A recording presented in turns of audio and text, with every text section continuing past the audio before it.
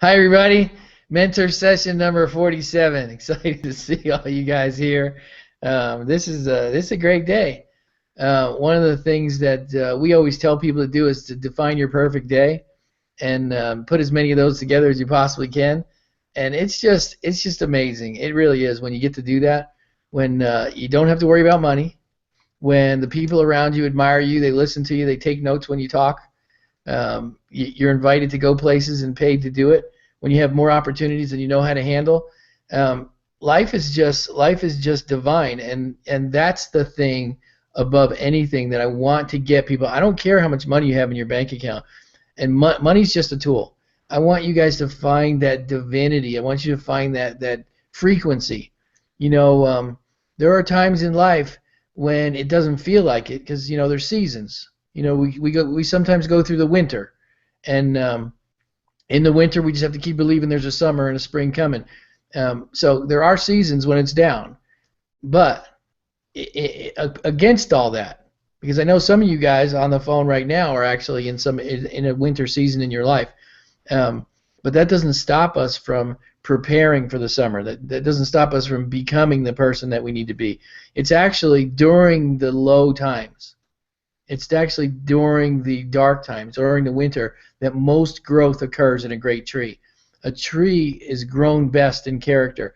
That when the leaves are gone and the winter is hitting it in the face, it's when the roots grow deep. It's when you get to exercise character. It's when you get to make professions of I'm going to do this anyway. I'm going to be great. That it doesn't matter what it looks like today. I'm going to do great things. And that you use your winter to build, to grow, to build relationships deep. It's not about harvest right now. It's not about necessarily making tons of money. It's about building and being and becoming. And then the fruit of that on the other side, and it can be a short winter or it can be a long winter. We really don't know. We don't get to control those things. But while you're in that season, you use it. Appreciate it. Have faith in it. Have faith that it's just seasonal, just like every other person. I was talking to somebody today who I've known for a long, long time, and they're actually going through a cycle that they go through in their life, and it happens to them every couple years, and there's this downward spiral that happens to them financially and relationally. And I said, most of the stuff that you're in right now is your fault, but that's not the point of this conversation. It's not a matter of whether whose fault it is. The fact that there's a cycle going on, that if you're going to recognize it, if you'll use the cycle this time, you can first of all learn what you need to stop from doing whatever you did to get here. And secondly, be a person that uses character and strength and personality to persevere in your own soul. It's not so much about changing your circumstances. We're going to do that anyway. Your circumstances are going to change. And no matter what happens, it's going to change. But what we need to do in those painful times is we need to be introspective, and we need to say, okay, how can I grow? How can I become a better person? Use the pain of this circumstance to grow deep. It's actually one of the greatest tools in life is pain. Pain is one of the highest motivators in a human being's life. I actually didn't intend on talking about this subject, so there's probably somebody on the call that needs it. What I wanted to talk about is the Life Hack series that's coming up. I've hinted to the fact that I was born a genius. I had 192 IQ when I was a kid, and I call it a diagnosis instead of a analysis because it was so painful for me. I was actually on the verge of insanity, staying up hours every night just trying to figure out the skin of the universe and crazy stuff like that. And fortunately, for years and years of drug abuse, my brain settled down to a normal IQ of 162. So it puts me right above the Einstein level instead of the super genius. So, but what I decided to do with all that thought, with all that brain power, was not to be a scientist, not to be a statistician, not to be, even though that's the way most people in that realm think. I wanted to hack the human condition. I've studied every single science book, every single sales book, so that I can figure out the best way to negotiate the human relationship. Because that's far more important than building another atom bomb. We don't need any more atom bombs being built. What we need are human beings that are being built. We need human beings that are being changed. We need to help people negotiate their marriages and train their children correctly. And so I read every single marriage book on the planet. I've read almost every single sales book and every single business book. If you look at my library, I got piles and piles and piles of business books from every single country. I mean, just tons and tons of what works and what doesn't. And not just in this century either. I mean, it's just for the last 50 and 100 years. I mean, I can go way back to the art of war and studied Hitler and what worked for him and what didn't. I studied both the dark side and the light side. What actually works? And during my youth, I was a master hypnotist. I actually studied hypnosis to figure out what is it in the psyche of a mind of a man that within 12 seconds I could hypnotize a person, and 2 minutes later they can quit smoking. What magic is in the soul of a human being that can make that kind of thing happen? What causes the power of a human brain to take a sugar pill because they think it's real medicine and their pain goes away? They call it the placebo effect. It fascinated me to learn what is it about the human condition that causes them to be stuck or unstuck. Why is it that a guy like me, who most of my friends died in high school from drugs and drug abuse, and I was voted most likely to die of a drug overdose, why is it that me and my crowd would stay that way? I have ex-girlfriends that died from drugs. I have friends that died in car accidents.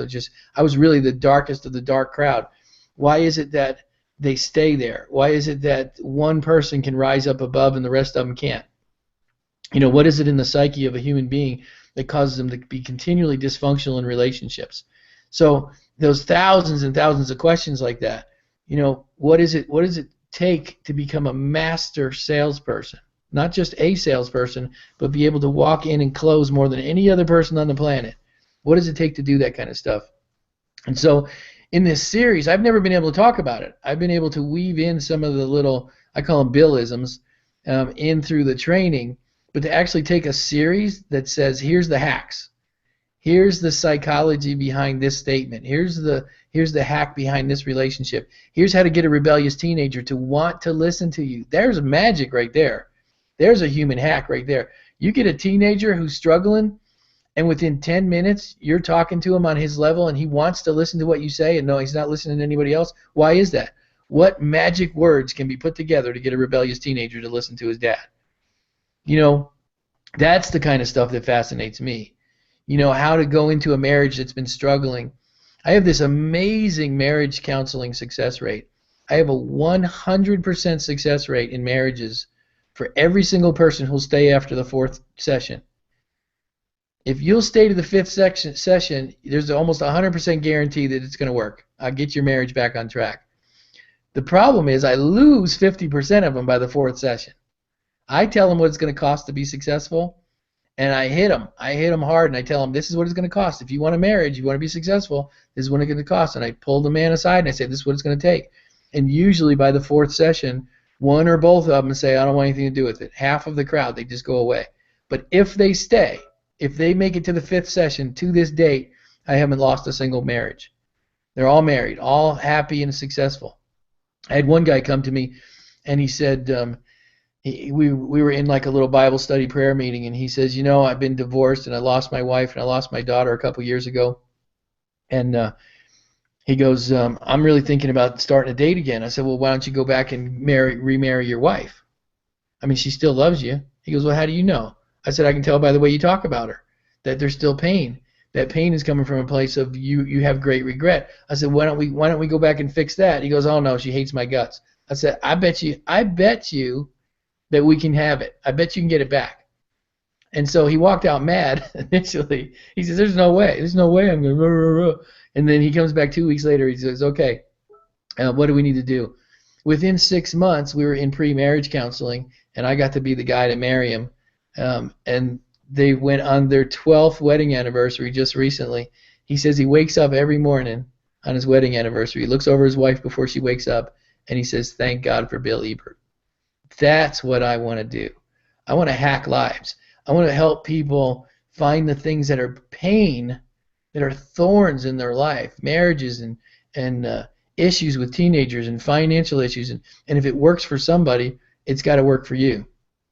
And so I'm going to share with you guys a hack. I'm going to share with you a little secret hack. This is a little bit off topic of the stuff that we normally talk about, but I'm going to share with you a life hack that will absolutely help most people on the call. Some of you guys I know personally, so I know it may not help you a whole lot because you already understand this. But I was counseling a friend of mine. Actually, it was a teenage boy. And he says, this is really hard and this is really terrible and blah, blah, blah. My life sucks. And so, a lot of people do that. And I said, well, let me tell you that there's absolutely no bad thing that could ever happen to you in life. I mean, you could actually never have a bad day. It's possible. He says, well, that's not possible. I mean, most of my days are bad days. I said, let me give you a paradigm. Let me give you a paradigm that work on every single arena in life. I said, you're a teenage boy and you're in Chinese prison. You get snatched, you get taken away from your parents, and you're in prison. And they kick you and they beat you and they feed you rat food. And you have to fight for the food because the rats are eating it while you sleep. And you're there half naked and you're cold and you're sleeping on the floor and you're in Chinese prison. And they're treating you like dirt. Bad day. Bad day every day. And then let's take a different scenario. We're going to actually change that same teenage boy and we're going to take him to the mall. Now he's at the mall with his friends. You're 17 years old, same scenario, but now you're an American. You're at the mall and you're suddenly surrounded. And I'm going to make this the worst day you ever had. You're surrounded. You and your 3 friends are surrounded by 12 big guys. And they surround you and they start mocking you and they start slapping you around. They start slapping you and your friends around and they're laughing at you. And you can't do anything because there's you and your 3 little scrawny buddies against all these guys. You got to sit there and take it. And the big leader comes up to you and he says, this is what we're going to do. And he says, and you don't have a choice. This is what we're going to do. My friend here is going to join the gang. My cousin's going to join the gang. And part of the gang, part of the initiation is he has to beat somebody up. So what he's going to do is he's going to come over here and he's going to slap you as hard as he can across the face. And then when he's done, we're going to laugh at you. We're going to make fun of you. And then when he's done, I'm going to have him do it a second time. He's going to slap you as hard as he can on the face. And there's nothing you can do about it. And so as a teenage boy, imagine this, you're 17 years old, the level of embarrassment, the level of pain, the level of anguish that you have in your life, right? You're stuck. You're embarrassed. You're going to be embarrassed for years. Every time you think back at this day, you're going to be embarrassed. And you're trapped. It's awful. So, worst day of your life, now we go back to Chinese prison. You're 17 years old and you're in Chinese prison, and the prisoner guard takes you out one day. And he says, here's what we're going to do. We're going to let you out of prison, but this is what's going to happen. All the guards are going to stand around you. We're going to mock you. We're going to laugh at you. And my 13-year-old cousin's going to come over and he's going to slap you as hard as he can across the face. And you're not going to be able to do anything about it. He says, now, if you let us do it, we're going to let you out of prison. He says, and then we're going to slap you a second time. And then when we're done, after we're laughing at you and mocking you, we're going to put you on an airplane. We're going to send you back first class. You get to go back to America. Guess what? It's the best day you ever had. You not only think it's the best day you ever had, you think, may I have a third slap, please? You've just changed the worst day of your life into the best day of your life, and all you changed was the outcome. The outcome in both exact scenarios was going to be the same. You were still going to live in America. You were still going to be back with your family and your friends. Everything was going to be fine. You were going to be safe. Everything was going to be great. But suddenly, that one little instance is different in one scenario than it is over the other. Every single scenario of your life is like that. A friend of mine calls me up and says, man, I'm suicidal. I mean, I can't stand it. This is terrible. I got 4 kids at home and they all got illness. We have to homeschool our kids because they have ADD and they have different issues with learning disabilities, so we're homeschooling our kids and our house is a mess. And we're actually on government food subsidies, so they have to bring food. They bring cheese and milk, and they throw it on the front porch in the morning when we wake up. And our house is a mess, and it's in shambles. And they pay us a measly $1,200 a month to pay our bills. And we live in this little 2-bedroom apartment, and it's just awful. I just can't stand it anymore. I said, let's change the picture. You're now an African, and you're living in Mozambique. And you had most of your family killed in the last 2 weeks. And the only people you have left are your 4 kids who are in learning disability and your wife. And you're scraping the dirt for muddy water to drink. It's a real situation that's going on right now. They're battle ravaged. I said, so what I'm going to do to you is I'm going to come up to you and I'm going to make you an offer. I'm going to say I'm going to take you and your poor little kids and your wife, and I'm going to transport you into America. And I'm going to change your skin color from black to white so that you have all the opportunities that all a white person has. I'm going to give you an American education in a split second. You're going to have a high school education. I'm going to put milk and cheese on your front porch every single day so you never starve. When you get cold, you can turn the heat on, and when you get hot, you can turn the air conditioning on. And it's going to be a little tough because it's going to be cramped quarters, but at least it's not that little grass shack that you're living over there, and you'll have running water. You just actually have this thing called running water. You go over to the faucet and you turn it on. Suddenly he realized what I was doing, and he goes, thanks. He goes, I have an amazing life. I have a lot to be thankful for. I get free food. I get a government subsidy. I have all the opportunities in the world. I'm a white person in America with a high school education, and the government's subsidizing my life. Yes, it's hard, but it's not as hard as it could be. There's always a worse situation. If you look at your life as it is right now and say, where do I want to be? How do I want to get there? If it takes you 5 years, so what? You have the opportunity to get there. You have eyes that can see. You have legs that can walk. You have the ability to communicate. You have the ability to learn. You guys are superstars. You can do anything, have anything. And even though you're in your winter, it doesn't matter. It's not as bad as it could be. And you can change it around in an instant. If you'll just tell yourself a story of what it could be like, or how many people that would just die to have your life right now, exactly the way it is. With the illnesses that you struggle with the condition that you're in, with the finances you have, there would be people that would die to have what you have and rejoice in laughter all day long if they could swap places with you. If you guys saw my Facebook page, there's a little kid, little 5-year-old, and she's surrounded with ducks. Live your life like that, like a 5-year-old feeding ducks. You can find a psychological, a placebo, a story. You can tell yourself a story to make what you have grateful.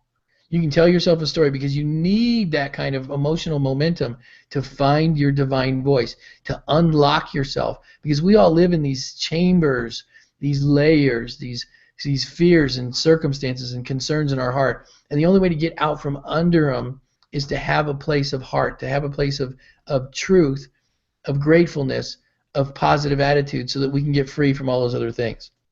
So it doesn't matter how hard it is right now. It's absolutely could be worse, and there's a way to turn it around. So I want to see all you guys within the next year or so, every single one of you make some major breakthroughs. I already know some of you have.